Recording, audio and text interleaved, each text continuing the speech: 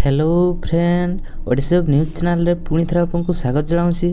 Friend देखंतु Odisha high court तरफ नुआ नियुक्ति आसी एठे देखंतु एही जॉबटी को केउ माने आवेदन करि परिबे, एज लिमिट कोन रहिछि, एलिजिबिलिटी क्राइटेरिया कोन रहिछि, डिटेल देखंतु मु एही वीडियो जणैबी। तबे चलंतु वीडियो को स्टार्ट करिबा। तेबे देखंतु फ्रेंड यह होछि तार ऑफिशियल नोटिफिकेशन टी आसी आपनकर द हाईकोर्ट ऑफ ओडिशा देखंतु आपनकर कटक तरफ डेट देखंतु 14/5/2024 रे आपनकर एही एडवर्टाइजमेंट रिलीज होईछि। तो recruitment to the post of देखंतु असिस्टेंट सेक्शन ऑफिसर बा एएसओ पई देखंतु एही वैकेंसी आसी। तो आपनकर ऑनलाइन केबेटर स्टार्ट होछि देखंतु 20 मे 2024 रु देखंतु आपनकर ऑनलाइन स्टार्ट होछि एवं लास्ट डेट देखंतु आपनकर 18 जून 2024 लास्ट डेट रही। तो टोटाल केतेटी पोस्ट रही देखंतु 147 गोटी देखंतु आपनकर पोस्ट रही। सैलरी देखंतु एठरे फ्रेंड देखंतु सैलरी आपनकर 35,400 रु 1,12,400 टका देखंतु आपनकर पर मंथ सैलरी मिलिबो। तापर नेक्स्ट देखबे वैकेंसी पोजीशन।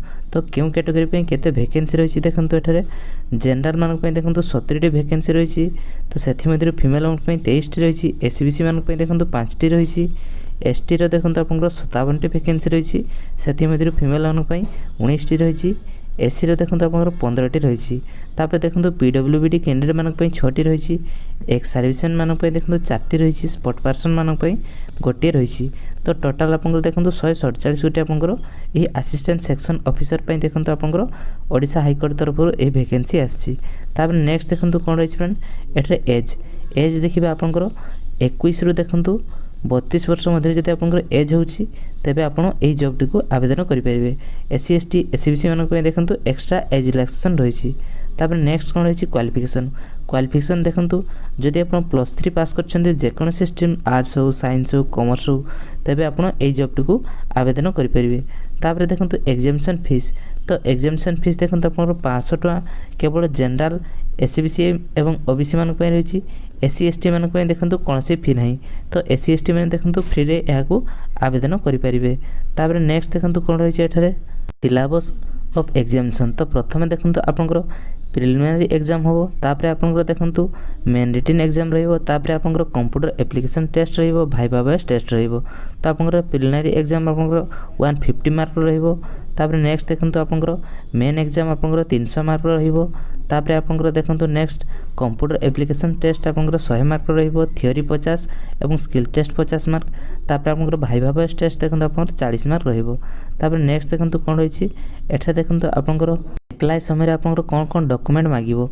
एठा देखंतु आपनकर एप्लाई समय 10th सर्टिफिकेट, तापर आपनकर देखंतु +3 सर्टिफिकेट, आपनकर देखंतु एठरे कंप्यूटर एप्लीकेशन बा कंप्यूटर सर्टिफिकेट, तापर आपनकर कैरेक्टर सर्टिफिकेट देखंतु आपनकर लास्ट इंस्टीट्यूशन रे देखंतु लास्ट पास आउट आपनकर कैरेक्टर सर्टिफिकेट, किबा जदी आपनकर देखंतु आपनकर गेजेटेड ऑफिसर देखंतु आपनकर कैरेक्टर सर्टिफिकेट आपन आनि पारि अपलोड करि परिबे। तापर रिसेंट पासपोर्ट साइज फोटोग्राफ।